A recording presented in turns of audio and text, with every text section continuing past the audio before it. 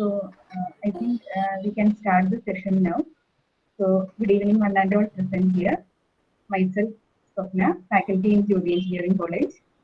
This webinar in Machine Learning towards Deep Learning is jointly organized by IE and TESA, Computer Science Students Association of Jyoti Engineering College. Our speaker for today is Dr. J. Anita, who is faculty in Department of CSE, Karani Institute of Technology and Sciences.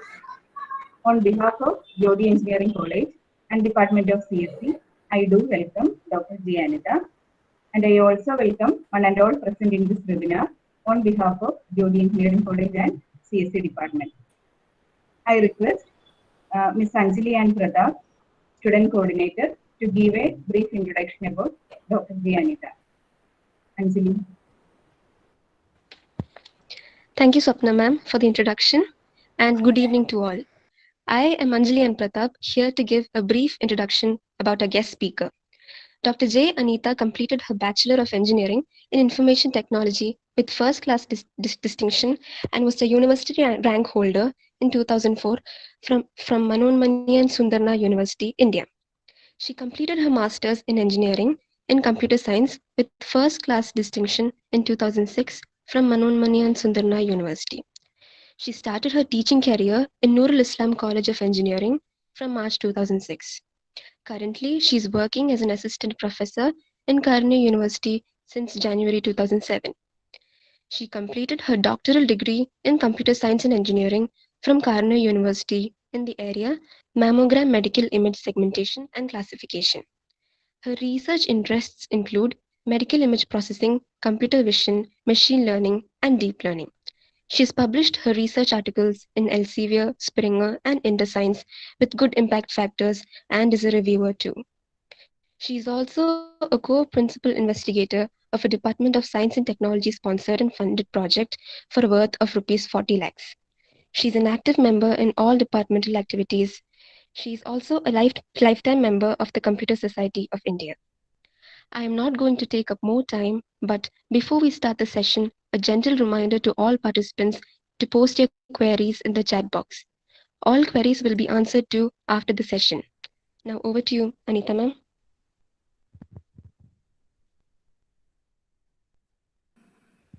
Thank you for the introduction. Are you audible? Yes, ma'am.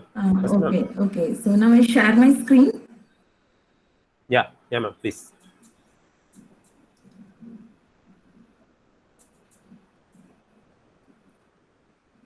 Okay, so good evening to one and all.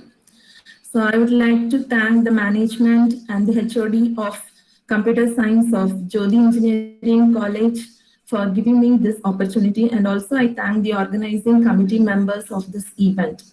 Today's session, I am going to talk about machine learning towards deep learning. So this is the agenda of my presentation. So first I will start with artificial intelligence and then move to machine learning, and we'll discuss the various types of machine learning algorithms, and then we'll see a case study. Then followed by deep learning and some basic models in the deep learning, and followed by a case study. So this is the outline of our presentation today's session. And first, okay, so why we need AI today? Okay, so due to there is a demand of AI, so the AI is demanded due to more computational power, more data, better algorithms, and broad investments. So what is more computational power? So computational power is, nowadays we have more computational power, and it is achieved through advanced technologies and deep learning models which were launched. So one of the more advanced technology which is made possible is using GPU. So anyone, can you tell what is GPU in the chat box? So you know about GPU, what is the use of GPU? So you can give a message in your chat box. So anyone know what is an expansion of GPU? Okay, so I just go through it. So GPU is nothing but graphical processing unit. So as compared with CPU, so GPU will run more concurrently and it will more efficient than CPU.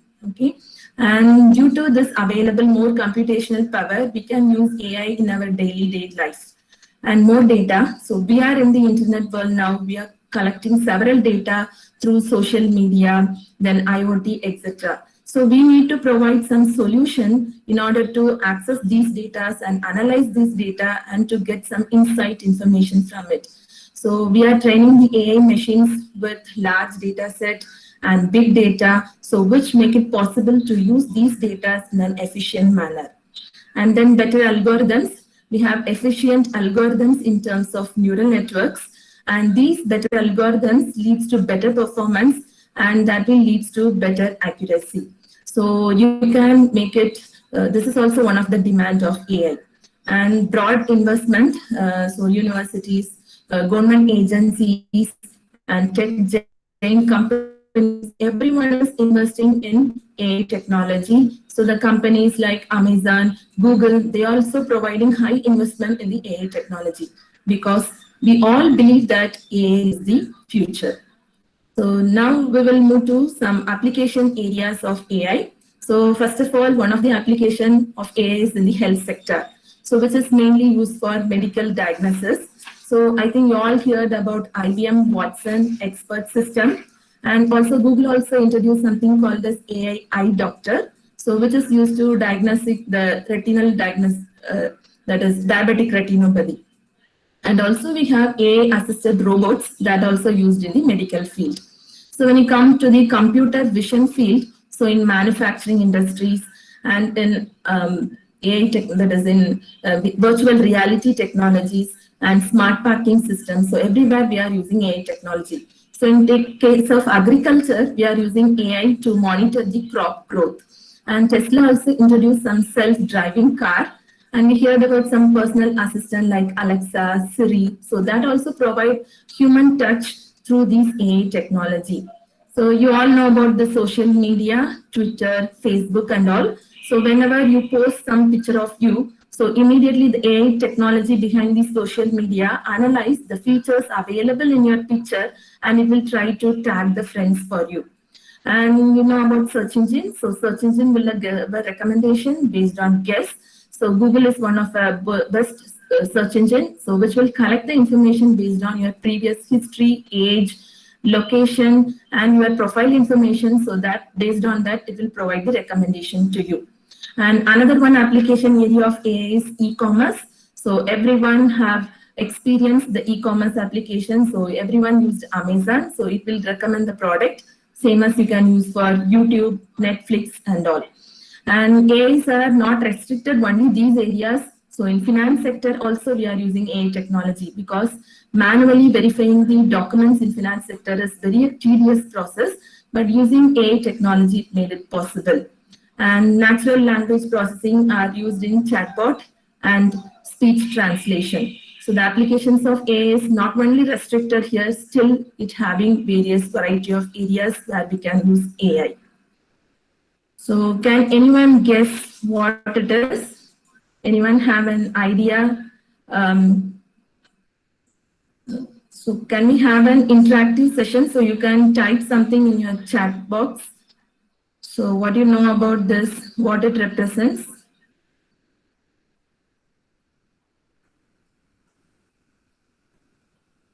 So anyone have an idea what it represents?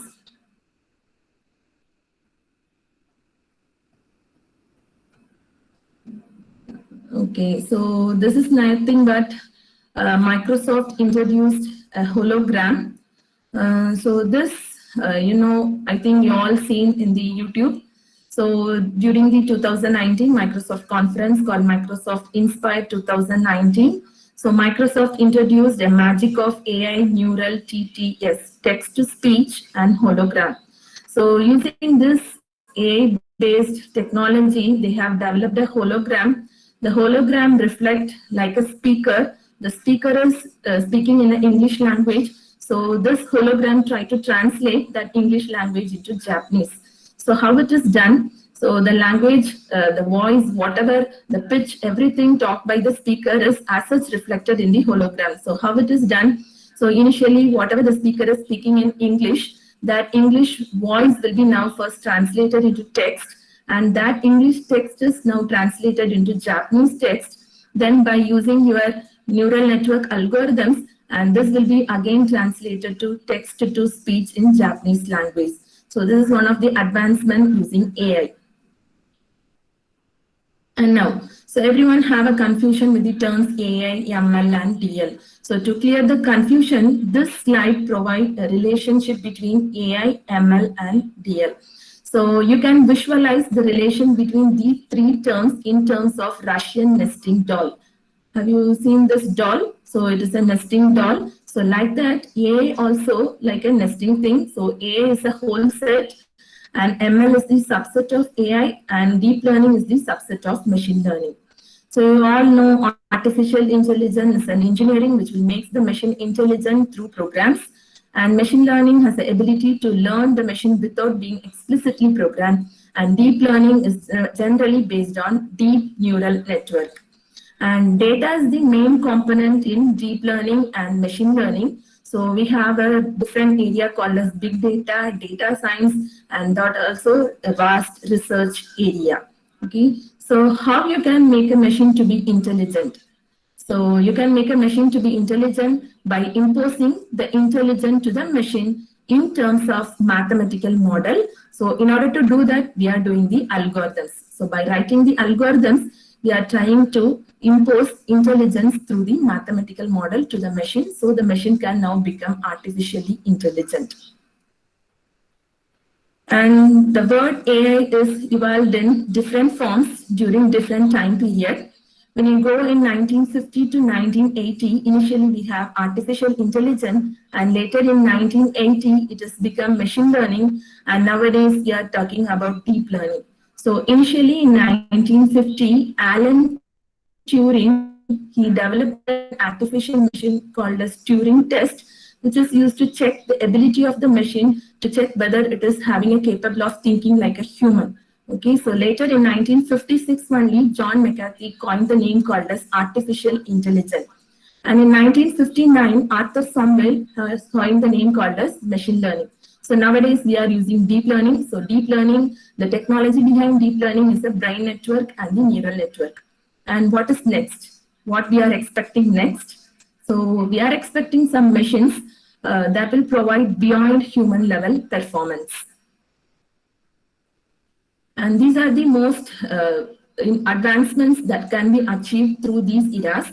The first one is the IBM Deep Blue chess program, which is developed by IBM. So this is a chess playing computer which can able to play with the human, and it also defeated the chess champion Kasparov. And mainly artificial intelligence are used to developing games. And another one application of machine learning is IBM Watson, and it is again a question answering system, which is also again developed by IBM. So whenever you give some question through your natural language, it can able to answer you. Google search engine, Amazon recommendation, email spam filter, that also using the concept of machine learning.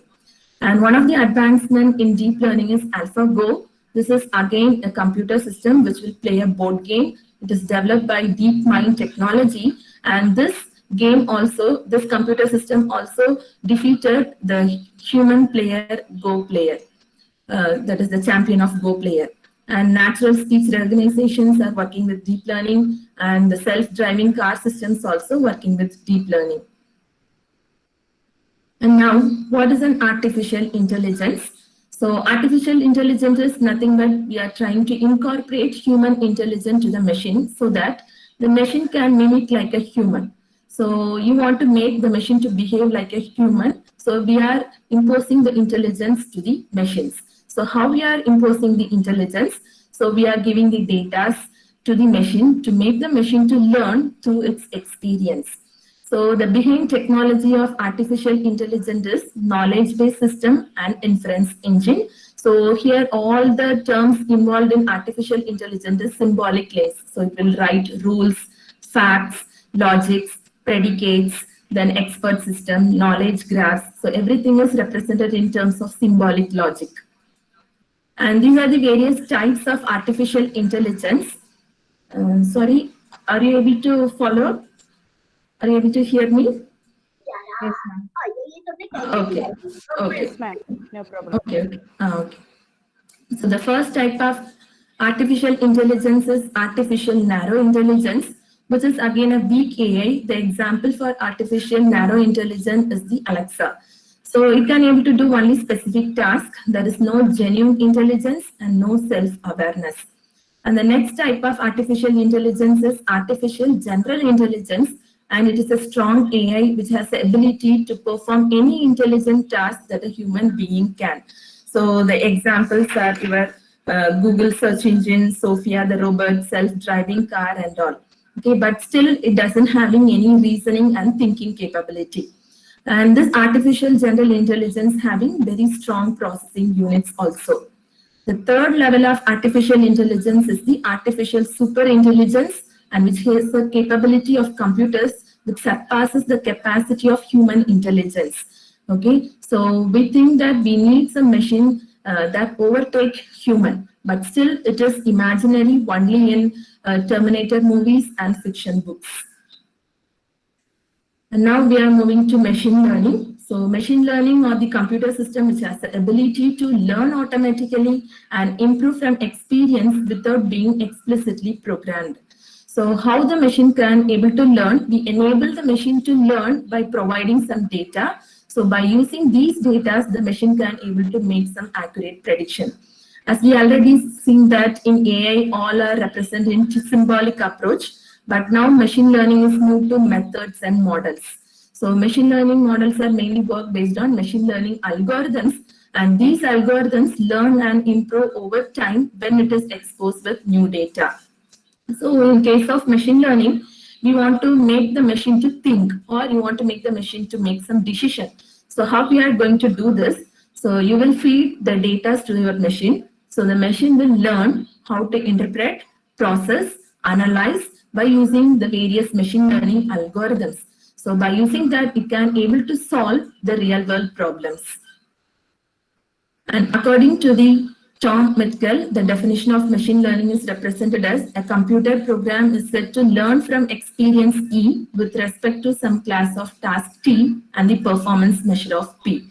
So whenever a machine does some task, the machine's performance is evaluated, that is P. So if the performance is good, the machine will follow the same task. So if the performance goes down, the machine will learn from experience and try to remodify its task in order to improve its performance. So the machine learning is composed of three things, that is the performance at task in T, which is measured by P, that will improve with the experience E. And now we'll see some terminologies available in the machine learning. So before getting inside the terminologies, I have given one problem statement here.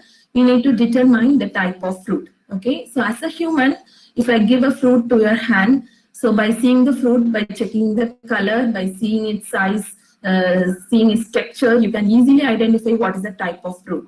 But as a machine, the machine cannot able to identify it. So you have to prepare some data set, and that data set has to be given to the machine. The machine has to learn from the data set.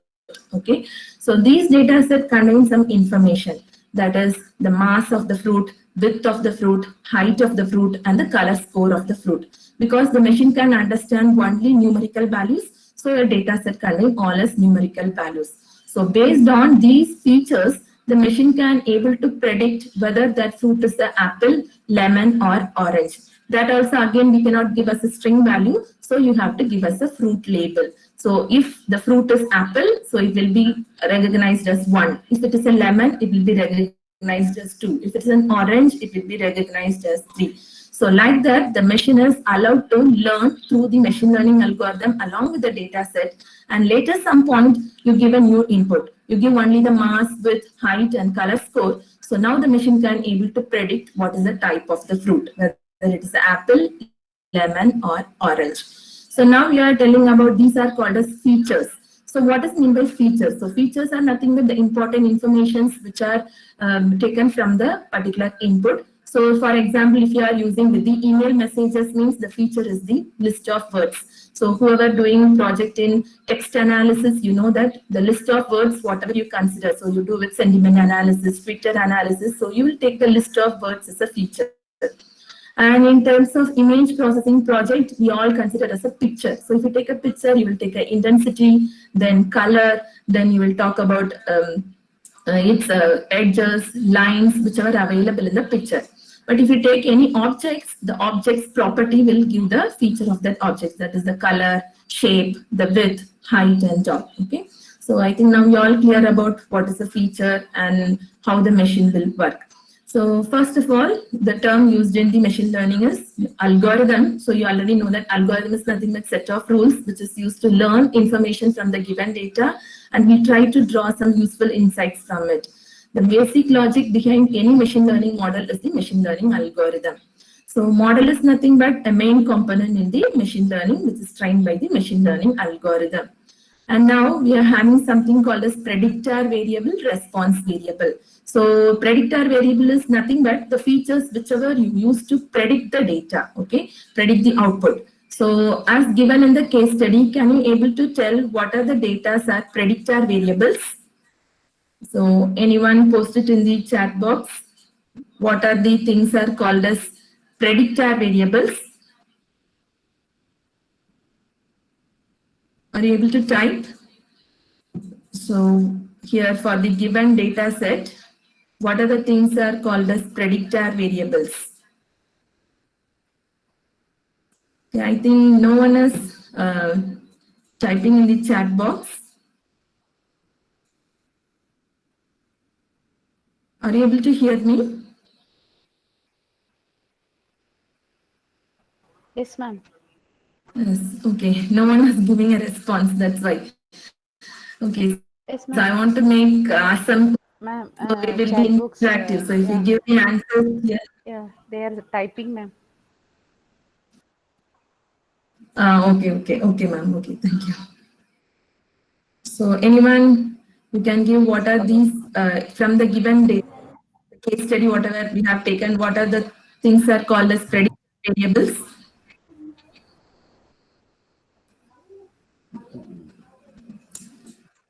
Okay, so here the mass, width, height, and the color space, everything will be called as a predictor variable. So by means of these variable only, you try to predict whether the fruit is apple, orange, or lemon. So these variables are called as predictor variable. And next is called as response variable or output variable. And here the fruit label will be called as a response variable because it needs to be predicted by using the predictor variables, that is mass, width, height, and color score. So the fruit label will be now called as a response variable and remaining all will be called as a predictor variable. And next we'll move on the next terminology, that is training data, which is nothing but a subset of data set which is used to construct your machine learning model. So by using these training data only, your machine learning model try to learn and find some similar patterns available in your data set. And the next phase is the testing data. So the machine learning model will be evaluated using these testing data. So this only used to tell how accurately your machine can able to predict the outcomes. So now the next thing is machine learning process. Machine learning process involves building of a predictive model which is used to find the solution for a given problem statement. And these are the steps involved in the machine learning process. First, you have to define the objective. Next, data gathering, preparing the data, data exploration, building a model, model evaluation, and finally prediction. So first, defining an objective. Okay. So whenever some input data is given to you, you have to study the features from the input data and you have to predict what is the possibility outcome from this data. Then only you can able to identify what is the objective of your problem. So you have some data set, you have to know what you want to do with this data. What are the things available in this data? Then only you can able to form your problem statement. That is defining the objective. So once your data is there, you can able to identify what are the predictor variables and what is your output variable. And then you have to decide what kind of problem you want to solve, whether it is a regression, classification, or clustering. So later slide, we will see what is regression, classification, and clustering. And the next step in the process is the data gathering. So data gathering is very, very tedious process, and it is also a time-consuming step in the machine learning process. I think whoever doing research work in medical image processing, surely you will Accept that means the data gathering is a very time consuming process. Okay, so you have to decide which data to gather, where to collect these data and all. So either the data can be collected manually or online. So whenever you try to collect manual data, it takes lot of time. But nowadays we have lot of resources, repositories are available in online, so you can directly collect these data either by downloading or through web scraping. The next step is the data preparation or data cleaning. So generally whatever data you collected, it will not be in the correct format. So it has to need some data preparation and data cleaning. So the data may contain some inconsistency, either it have a missing value, redundant value, corrupted values, or unnecessary data. Because if you are using the data as such, it may lead to wrong prediction. So sometimes you need to do something called as, we need to analyze the data, whether the data having a different ranges. Okay, so for example, consider you have a data with age and the salary. So generally you know that ages have a ranging of 0 to 100, but salary have a range of 0 to 1 lakh and above that also. So if you are using these data as such in your machine learning model, so your machine learning model will be influenced by the that is the income data, that is it having large variation, because 0 to high amount of salary. So that time we need to do something in a data preparation. Whether anyone know what to do for that? The ages from 0 to 100, your salary is from 0 to 1. Use a log scale. Log scale. No, actually you have to do something called as normalization. So we have to normalize the data and you have to define the same range for your age and income. So it is easy for you to use these data without affecting the influences. Okay, so data cleaning also takes 80% of time in your whole machine learning process. And the step 4 we are going to do with the exploratory data analysis. So you have to understand the patterns and trends available in your data in order to model the solution. So in Python itself, there is a separate section which having exploratory data analysis. Whatever you can play with data, you can do with the exploratory data analysis. Okay, so at this stage, you can derive some useful insights and also you can able to find out the correlation between the variables. So I'll tell one example, what is the correlation between the variables. Okay, so you want to calculate the body mass index. So you all know that the formula for body mass index is based on height and the weight of a person. So here height and weight are highly correlated. So in order to identify the body mass index. Okay, so now we have 3 types of correlation. One is positive correlation, negative correlation, and no correlation. So positive correlation means when the x-axis increase, the y-axis also increase. It is called as positive correlation. Negative correlation means the x-axis increase, the y-axis decrease. It is called as negative correlation. So the last one is no correlation. So x-axis increase, y-axis there is no change. And in step 5, we have to do model building. So once the insights and patterns are derived from your exploratory data analysis, next step you have to build a predictive model. In this step, you have to divide your data set into 2 parts. One is called as training data set and another one is called as testing data set. So training data set is used to build your model. So basically the training data set is always more than the testing data set. Here I have given some split ups of training and testing data set. So the training can be 66.7, testing can be 33.3. The training can be 75, testing is 25, training can be 90 or 10. These are the common used splitting of data set. Okay, so the training data set should be always greater than the testing data set. So now the model is built by using these machine learning algorithms with the help of these training data. So which machine learning algorithm you are going to use for your problem, that depends upon again your problem domain. And the 6th step is model evaluation. And in this stage, you are using the testing data to check the efficiency of the model. In step 5, your model is now built. Now you want to check the efficiency of the model. So that you do with the model evaluation using the testing data. You have to test how accurately your system can predict the outcomes.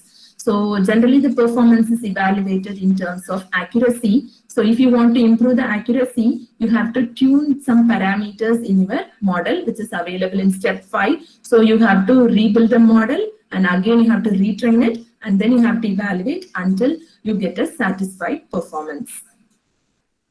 And finally, the last step is prediction. Once the model is evaluated and improved, the final step is the prediction step. The final output you can get either categorical or continuous variable, depends upon again your problem domain.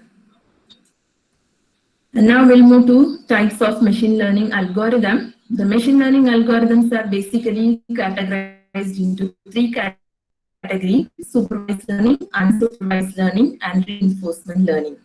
So supervised learning. So supervised learning you consider like a teacher-student thing, okay? So the teacher is teaching the concept in the classroom, and later during the exam, the students are asked to answer the questions based on the concepts taught in the class. So like that, the supervised learning algorithm also learn with an external guidance. So here all the data are labeled explicitly. And the next type is unsupervised learning algorithm. Okay, I'll tell one example. So you are going to your friend's home. Everyone is watching cricket in TV. So you don't know anything about cricket playing. So after some time, by seeing what they are doing, you can able to understand something about the cricket. Okay. So after some time, you can able to understand, okay, there are two groups of people are playing. By knowing the color of their t-shirts, you can able to understand, okay, there are two teams are playing. And then you will understand, okay, two persons having bats. So there is batsman. Then you have a bowler and then fielder. So like that, you itself try to understand. Then whenever the ball go out of boundary, everyone is cheering up. So you will know, okay, there is a win. So if the ball is catched by some person, so everyone become very sad. So you know that, okay, loss of wicket. So like that, the algorithm also learned by itself using the data set. So here the data are not labeled. Okay, the system itself learned by itself using these data set. The last one is reinforcement algorithm. So again, you are a new employee to a company. So you have joined in the company. One task is given to you. Okay. So if you did the task good, you will get an appreciation. So if you did some mistake in the task, you will get a penalty. So by making mistakes and correcting them, you itself learn yourself, and that is called as reinforcement learning. So like that, the machine also learn by itself. After making many mistakes, it will correcting them. Now I will show how the supervised learning algorithm is working. Okay, so now I have given some set of images, which is all type of fruits. That is apple, which is of different colors, textures, and with the different orientation. So I have labeled all the inputs with apple. So now my machine is able to learn from these input along with the label. My machine learning algorithm will try to learn the patterns available in the input. So after some time during the testing phase, I am giving some images from the same input set, and I am giving some other extra images to my machine. So now based on the patterns, whatever learned during the training phase, now my machine can able to differentiate which is the fruit apple and which is not the fruit apple. So these are some of the supervised learning algorithms used: linear regression, logistic regression, k-nearest neighbor algorithm, decision tree, random forest, naive Bayes, support vector machine. So I'm not going to detail into this. And each and every algorithm having its own advantage and disadvantage. So depends upon the problem, whatever you are going to work, and depends upon the characteristics of data you are having. You select a particular machine learning algorithm and you can work on it. And these are some of the applications of supervised learning algorithm. The first application is the virtual assistant. You all know about Siri, Amazon, Cortana. So all will be working based on the supervised learning. And then weather prediction and forecasting, also one of the example of supervised learning. So you have all seen the screen in your mobile screen.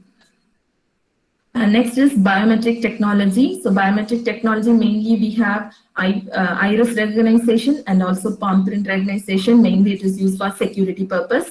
And supervised learning algorithm also used in healthcare. Mainly it is used for disease identification, drug discovery, medical imaging. So maybe someone will be working in medical imaging. So if an image is given to a machine, the machine can able to tell whether the particular image having a tumor or not. If there is a tumor, it has to tell whether it is a benign type or malignant type. So like that also you can do with supervised learning and disease predictions and all.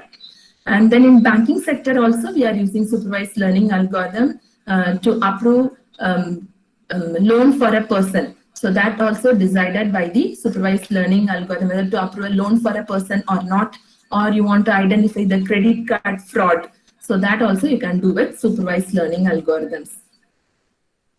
And next is unsupervised learning algorithm. So here some set of images are given to my machine learning algorithm. So there is no labels given to this machine. So the machine itself tries to identify some common patterns available in the input image.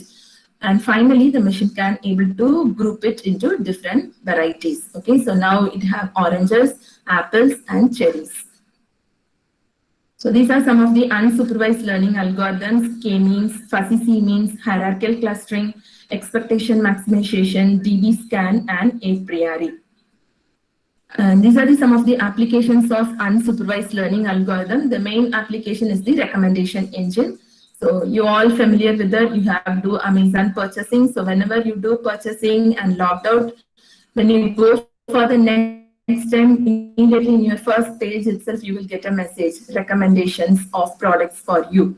And same thing in YouTube also, you are watching some regular series. So if a new series is coming in that movie, so automatically you will get a recommendation.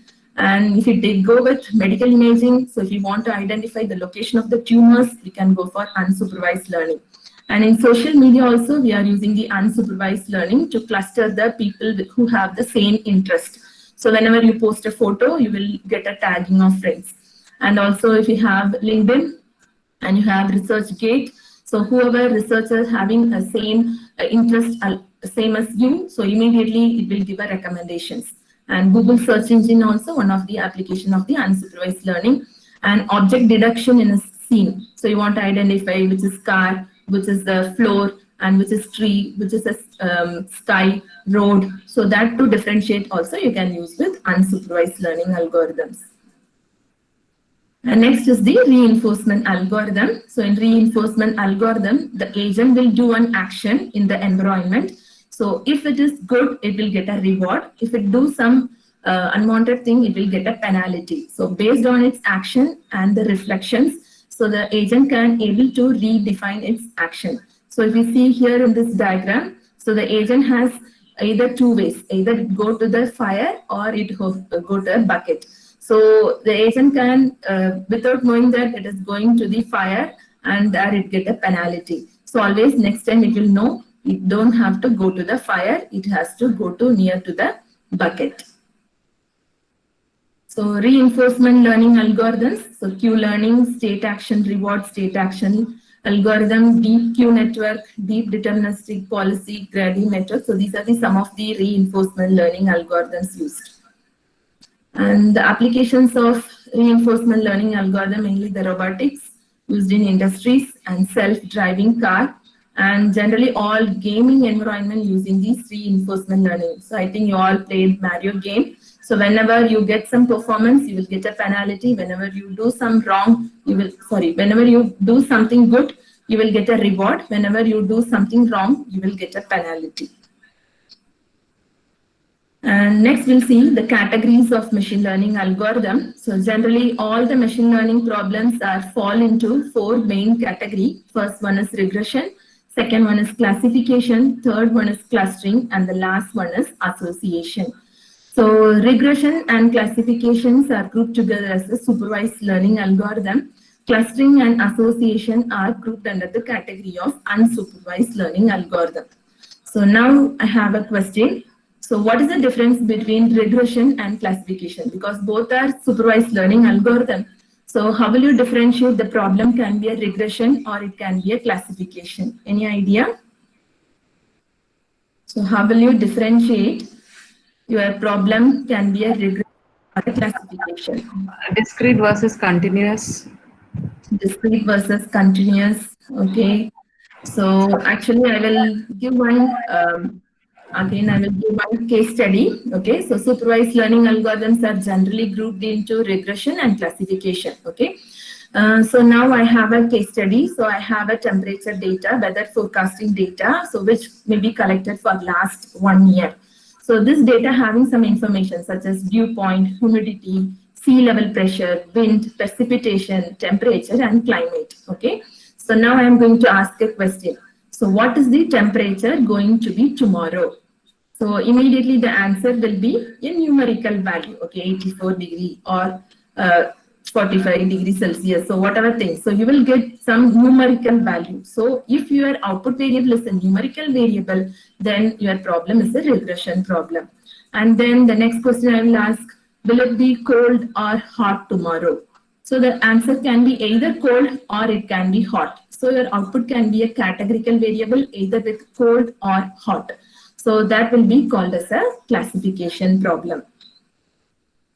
So now I have given a problem statement here to study the house sales data set and build a machine learning model that predicts the house pricing index. You feel what are the things will be considered as a predictor variable here? So what are the things we will consider as a predictor variable here? So you know what is meant by predictor variable. Predictor variable means input variables. Target variable means your output variable. So what are the things we'll use as a predictor variable here? Or which machine learning model we will use? Regression or classification? Which model we will use? Regression or classification?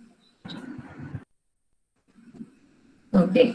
So now we'll use regression model. So these are the some of the predictors I have considered, that is date, square feet of living, number of rooms, number of floors available, and based on that your model can able to predict what will be the house pricing. So now I will give the next problem statement. So you want to study a bank credit data set and you have to make a decision about whether to approve the loan of an applicant based on its profile. So now you consider which type of problem it is, classification or regression. So this type of problem, classification or regression. So this problem is a classification model. So we are giving the input features as age, income, savings account, credit duration. So based on that, your classifier model will tell whether to approve the loan or not approve the loan or reject the loan. And next is the unsupervised learning problem. So that will be categorized into mainly clustering and association. So to understand about clustering, I will give one example. Okay, so you have a kid, so you are providing a GEMS packet to the kid. So what the kid immediately will do sometimes, so what it will do, it will try to group that GEMS into based on colors. Okay, so the children try to discover some patterns available in the input data. So like that, the machine also try to discover some similar patterns to group these data. Okay, so whenever you group these data, the data points inside the group is very similar.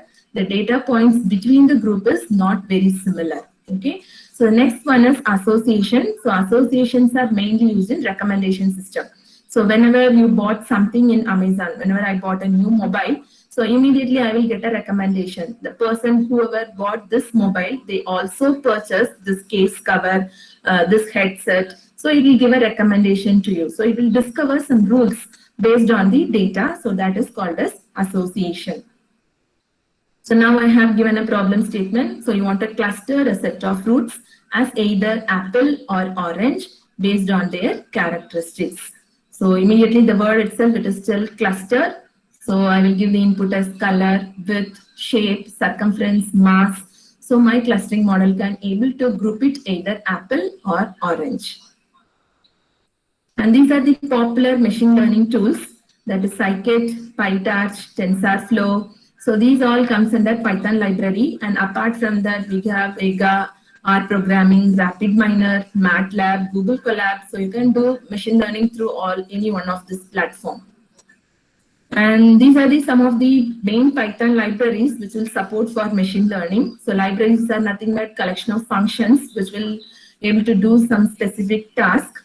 So by using these Python libraries, you need not to write the code from the scratch. So the developer need not to spend more amount of time to writing the code. Just they can import the toolbox and use these.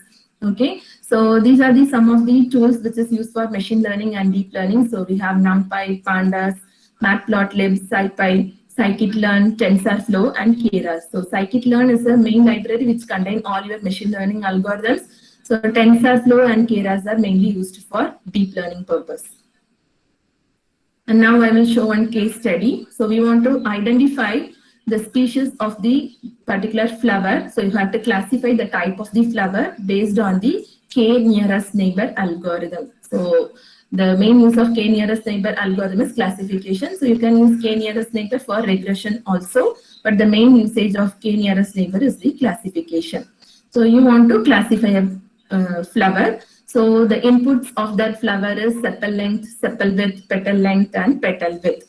And what you want to predict from the input? You want to predict what is the type of the flower, whether it is setosa, versicolor, or virginica. So here these class labels are given in string. As I already told that the machine will not understand string values. So you need to convert these as a numerical values. So here setosa is identified with label 0. Versicolor is labeled with 1 and virginica will be labeled with 2. So like that, now your data set is now ready. So we have sepal length, sepal width, petal length, petal width, and the target label. And these are the steps you have to follow to implement any machine learning algorithm. First one is you have to import necessary modules. So here I have used the sklearn library because I told that machine learning algorithms are available in the scikit library. So I have to import now a classifier called as K nearest neighbor classifier. Then all the input data I have to divide into train and testing. So we have a function called as train test split. And you want to load the data. So this load iris is a data set which is already predefined in the Python environment. So we have to import it. So the next step is loading the data set. So we have to load the data set. Once we have loaded the data set, the next step is pre-processing. Okay. So as you already know that maybe your data having some inconsistent value, missing value, null values, or your data may have some string values. So all these things you have to pre-process in this stage, or you need to do normalization. Everything you have to do here. And the next step is you have to differentiate what are your predictor variables, what is your target variable. So here the first 4 fields are your predictor variable and the last column is your target variable. So after doing that, you have to split your data into training set and testing set. So here I have specified the test size is 0.25. So automatically training I have 75%. And next we have to define what is the classifier you are going to use. So here I have given K nearest neighbor classifier. The number of neighbors to be considered is 7. So once you define the machine learning algorithm by using the fit function, you have to train your model by passing your training data along with the label because it is a supervised learning algorithm. And next is predicting. So once your model is trained with the training data set, next you have to pass your testing data set to predict the performance of your model. So I will tell how the working principle of KNN nearest neighbor algorithm. So here you have a question mark with yellow color, which is an unknown data point. You want to classify this data point either to class A or class B. Okay. So we have to define a classifier and you have to tell how many number of neighbors you have to consider. So here I have considered the number of neighbors is 3. So I have to find the closest neighbor to this unknown data point. So here I have considered 1 red color and 2 green color, which is the closest neighbor based on Euclidean distance. So once it is identified, now you have to apply a voting system. So now by seeing these 3 neighbors, you can able to understand 2 are majority, that is a green color. So automatically this unknown data point will be now grouped to the class called as class B. And the next topic is deep learning. So deep learning is mainly inspired by human brain. And here we build the deep learning model in order to mimic the human brain. Okay. The idea behind deep learning is the artificial neural network. So you all know that our brain can identify the patterns and classify the type of information which is stored in our brain. So later, whenever we are giving a new input to your brain, the brain tries to compare these information which is already known inside, and based on that, it will try to make any predictions. Okay. So artificial neural networks with representation learning is generally known as deep learning. And this slide gives you a differentiation between machine learning and the deep learning.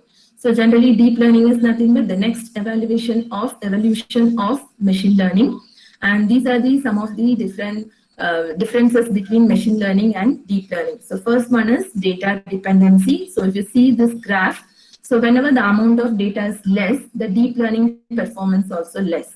So when the amount of data going to increase, the deep learning performance also going to increase. But in machine learning, even though with small amount of data, the machine learning algorithm will work well. But in deep learning, it will based on large amount of data. So by giving large amount of data only, your deep learning model can able to understand the information from your data. And next is hardware dependency. So machine learning will generally work in low-end machines, but deep learning will require high-end machines. The reason is deep learning is mainly based on neural networks, so we need to do more amount of multiplication job. That's why we are considering GPU instead of CPU for concurrent processing. And next is feature engineering. So in machine learning, every features you have to hard code the handcrafted features only given to the machine learning model. But in deep learning, the model can automatically discover the features and patterns from the input data. In case of problem solving approach, in machine learning, your problem is divided into several subsets, and each will get a solution, and finally that answers will be combined to get a final solution. But in deep learning, we have to solve the problem in an end-to-end manner. As compared with the execution time, machine learning generally takes less time as compared with deep learning, but deep learning takes more time to execute because it has so many parameters to be tuned in the model. So if you want to develop some model from the scratch, it means take some 1 week or 2 weeks to train the model only. Okay, so you can either use some pre-trained model or transfer learning concept in order to reduce this timing. And next is the interpretability. So machine learning, whatever reasoning behind it, it can be easily interpretable. But in deep learning, it is not that much easy to interpret what is the reasoning behind the particular model. And this diagram gives you a difference between traditional machine learning and deep learning. In machine learning, all the features will be handcrafted and it should be given manually to the machine learning model. So the machine learning model's performance is mainly depend on the features, whatever you extracted. But in deep learning, you give a raw input data, the deep learning itself try to understand the patterns from the input. So it doesn't need any domain expertise, and it also try to learn the features from low level to the high level. So if you see here the face recognition system, so in the first layer, we have some edges, lines and all from the face, that is local information. And next you go, some high level features are extracted, and the next level you go, the other high level features are extracted. So it is called as end-to-end learning. And these are some of the popular deep learning models. So first one is the convolutional neural network. Mainly it is used for image classification. And next is the recurrent neural network, which is mainly used for time series data and natural language processing, speech translations and all. And next is the autoencoder, which is used for dimensionality reduction and image denoising. And then deep belief network, which is used for image and video recognition. And generative adversarial network, which is used to generate some pictures. Okay, so you want to generate some realistic pictures, you can use this GANTS network. So not only these models are there, so still we have several models which will depends upon different applications. We have the different deep learning models. And now layers in the deep learning. So basically your neural network having 3 different layers. That is your input layer, output layer, and along with the hidden layer. So simple neural network may have 2 or 3 hidden layers, but if the hidden layers go very deep, then it becomes deep learning network. Okay, so the hidden layers can be either convolutional layer, activation layer, batch normalization layer, dropout layer, pooling layer, flatten layer, and dense layer.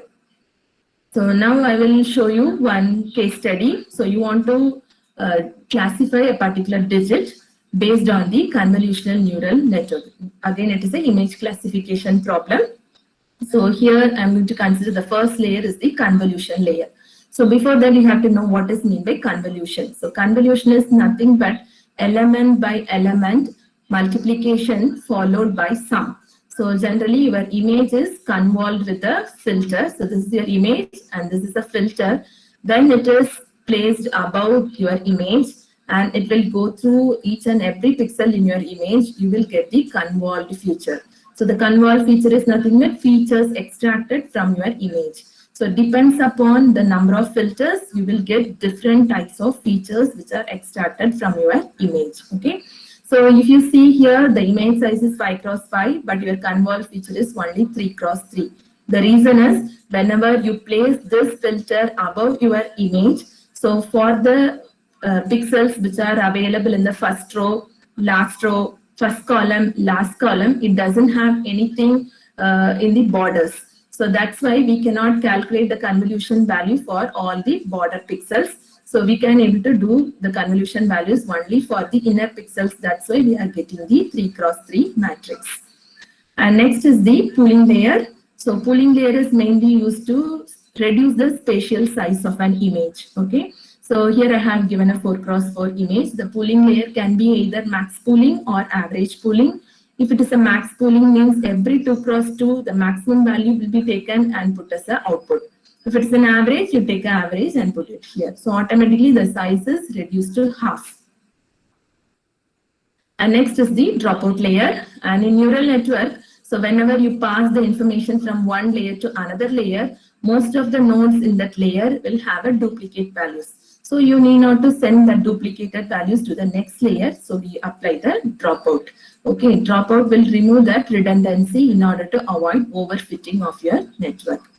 And next is flatten. So flatten will convert your two-dimensional image into one-dimensional. Suppose you are giving 4 cross 4, automatically it will be converted to 1 cross 16.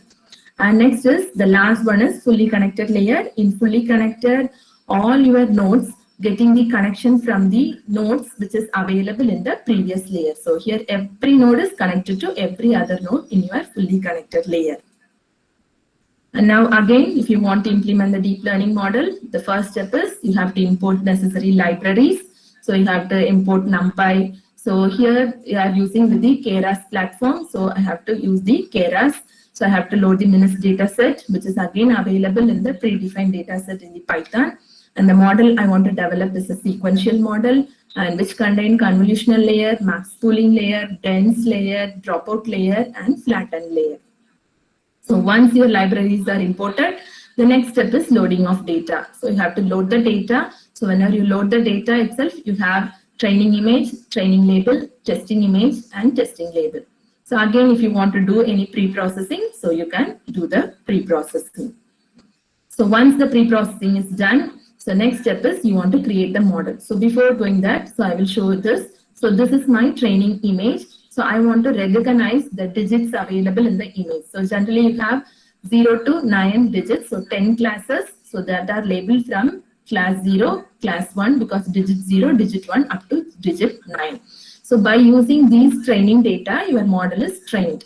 So once your model is trained, the next thing is you have to test it. So now I am giving an unknown data with the digit 5.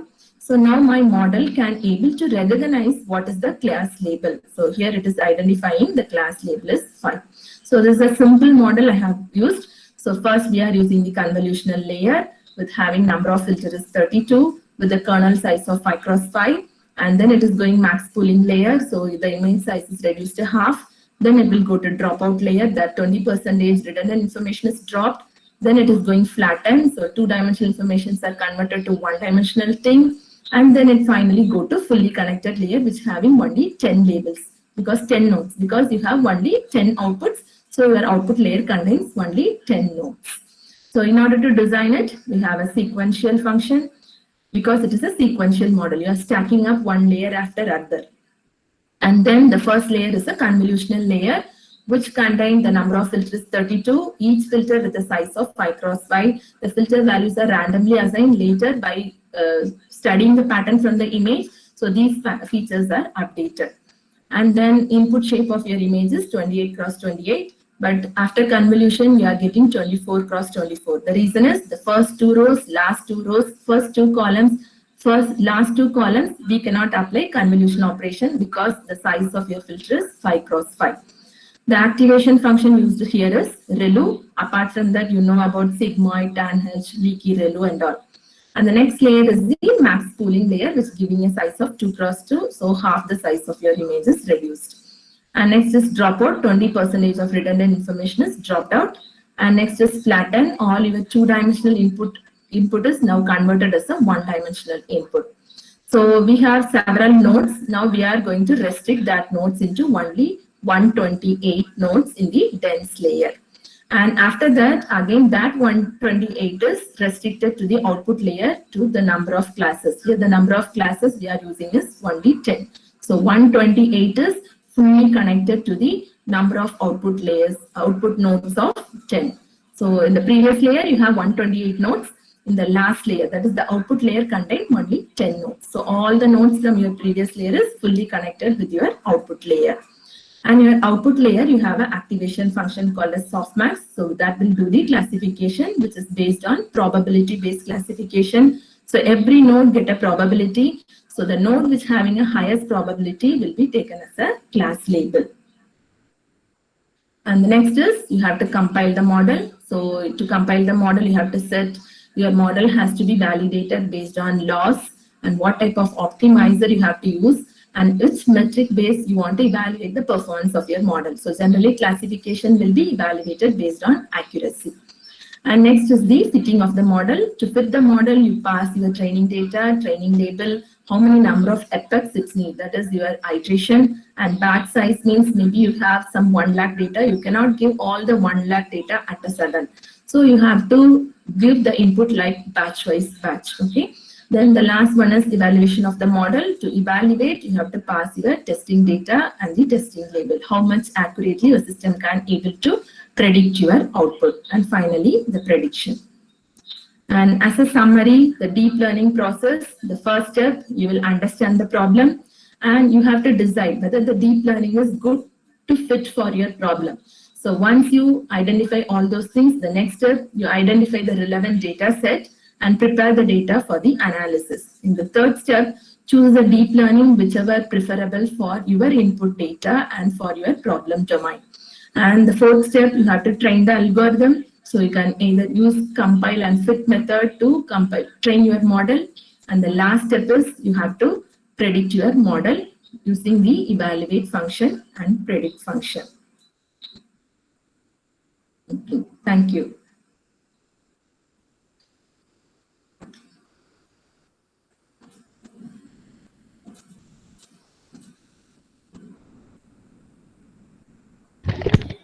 If anyone has any feedback, they can post in the chat box.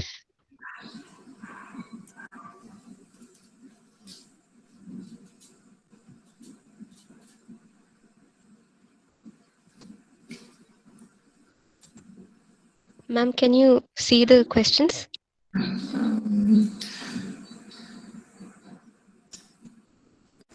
Okay, so what is the other KRAS model? You can use this sequential model. So you can use with convolution. So here I have used one example, it's a sequential. So apart from that, you can directly create convolutional model itself also, you can directly create from that.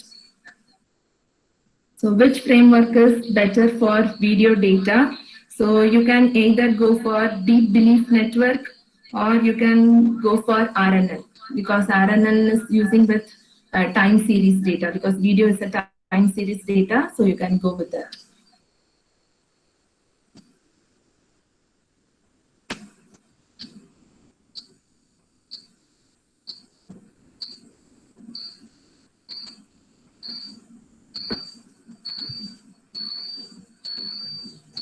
Yeah, ma'am. Another one question is there in the chat box. Typical application of autoencoder. So generally autoencoder is used for dimensionality reduction. So if you go for classification, so you want to extract features. So that also you can do with autoencoder. After extracting the features from the autoencoder, that can be given to the classification because it is used for dimensionality reduction. So another one uses, you can go for image compression also, you can try with autoencoder. So data mining and data mining, we have separate algorithms for data mining, which is mainly used for data analytics. So you will analyze how your, I have told about exploratory data analysis. But machine learning, you use with learning algorithms, supervised learning algorithm. Depends upon your problem domain, you choose any one of the machine learning algorithm and work with it. Only two models, it's not two models. So we have several models. So you have KRAS documentation. So by seeing that KRAS documentation, you can able to understand what are the other models available. Is there a number of hidden layers related to the training time? Yes. If you increase the number of hidden layers, really it will take large time to computation, large time of computation. So if the number of hidden layer increase, the final that depends upon your data set. Okay, so I told about the characteristics of data influences your model. So if your data is like that, if you increase the number of layers, it will give a good result. But if not, we can tell that if you increase the number of layers, it will give a good performance. Maybe it may into overfitting.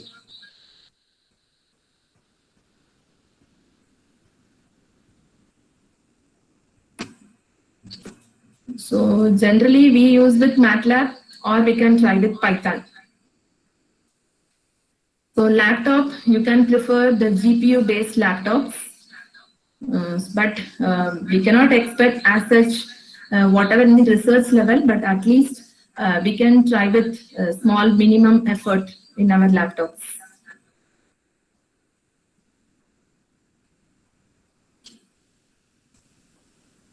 So I am working with generally in image processing.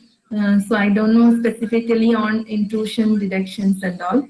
Networking concept, maybe in MATLAB itself we have several simulation tools and all. Python also having intrusion detection and all, so I can use with it. It is necessary to Python programming? No, it's not necessary. Even though you have in Windows, by using Anaconda Spider platform, you can use it. So you need the necessary library files to be imported in your Python environment, so you can use it. No need of Linux and all.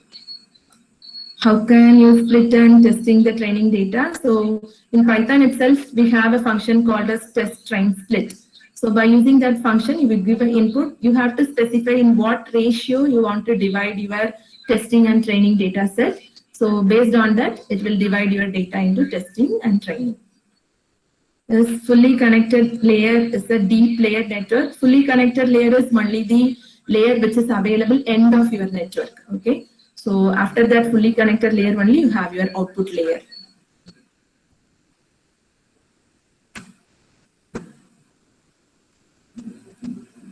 From where we will get data medical image. Okay, so generally if you have the data like text data, that is numerical data, you can go for UCIF database, UCI repository, or if you want to use with medical images specifically to your problem domain, you have to search it because every data set doesn't having all type of medical images. So we have mammogram means specifically you have MAIAS database, BDSM database, and then if you need some lung cancer means that type of database. So you have some brain means brain data set is there. So you can just go with Gaggle data set, that is Gaggle website that also having several data sets. So which data set is useful for video surveillance? So that also again you have to take some real-time data or there are some that is what it is. We have some predefined data, standard data. Okay, so first you will test all your testing with the standard data set. Okay, so once you get a good result with your standard data set, then you will go with real-time data set.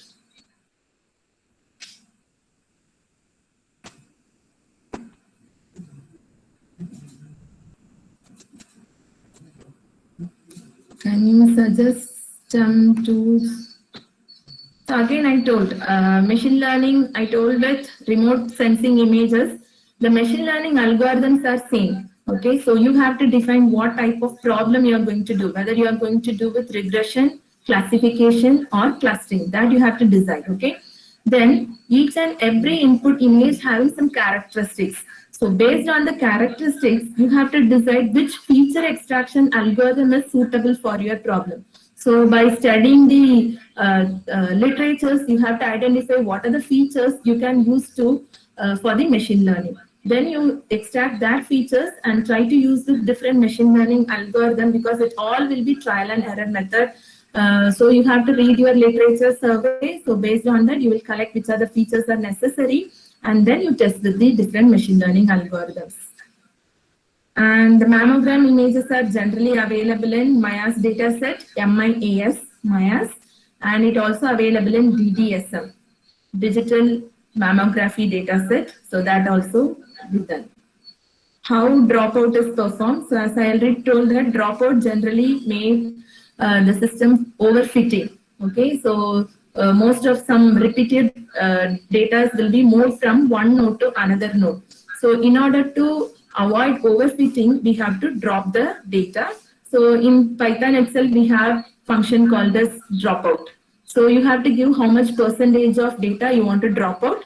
So if you give that dropout percentage, so that much amount of values will be drop out to the next layer. Wolf problem reminds us that features identified by is not trustworthy. What solution we can? So you are telling HashiDoc Wolf problem is an optimization problem. So I don't think so. Hashi does Wolf problem. So it's like an optimization problem. The features is not trustworthy. So if it is an optimization problem, so you again you have to go through the standard data set, and then you have to go with trial and error method. You will start with PSO, then you can go with the advanced optimization technique algorithm, because I have already told that every algorithm not work for every data set, because each data set has its own feature characteristics. So you have to come only with the literature survey based results, or you can do with the trial and error method. So I don't know about echo cardiologic public data set. So I'm not sure about that data set. Or DBNS good for speech data. So generally we will use RNN for speech translation because it is the time series data. So you want to recognize something in your image or video, you can go with DBN, Deep Belief Network.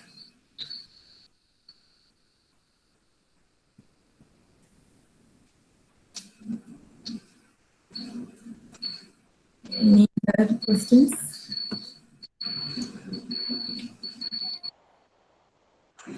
Yeah. Any other queries? Participants? Any other queries? So if you have, Okay. sir, I think no more queries. I will give my there. So if you have Okay. any other related specific queries, so you can mail to me. Okay. Okay, ma'am. Can you type it on the? Yeah. Fine. Thank you. Chat. Okay. Fine. Okay. So I think one more question is there from Srihala Kishore. So are you using speech to test? So as I already told, I am working with medical image processing. I have used mammogram images and also have used lung images. So as for now, I didn't use the speech to text processing. There is another one question about that. Above your email ID. MIAS database. By Srihala. Both are freely available. That's why I asked you send a mail to me, so I will give a link.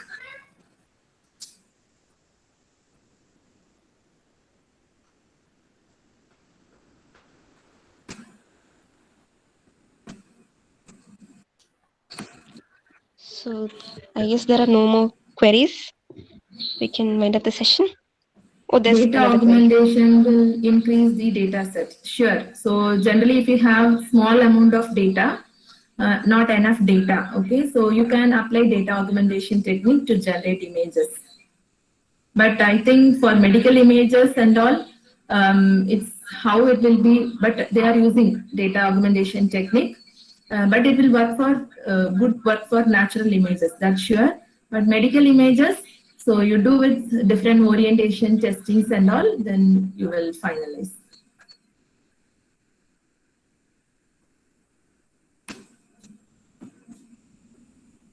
So this question already I told that I don't know about echocardiographic data set because I'm not sure with that. I didn't work with this data set.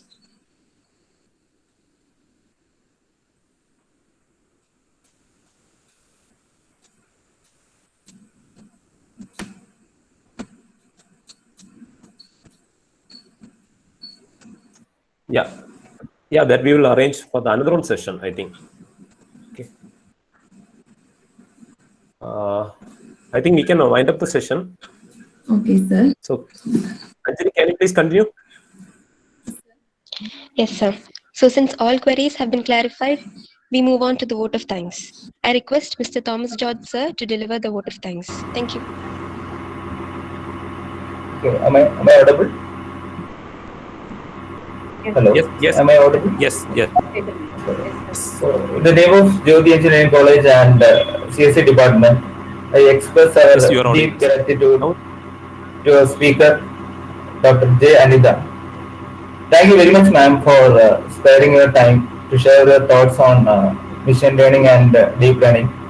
So, with a lot of examples, Thank you, sir. with a lot of examples, case studies, code, etc. So, it was very informative and interesting. Thank you, sir. Thank you so much. So I also thank our management, principal, and HOD CSE for their constant support and encouragement for conducting this type of webinars. So let me also thank all the participants for all who are actively participating in this webinar. So thank you so much. And I also thank our entire team CSE for their efforts, especially to Fetchilin sir, Ashwini Miss, and Supna Miss. So without their support, this webinar would not have happened. So once again, thank you all.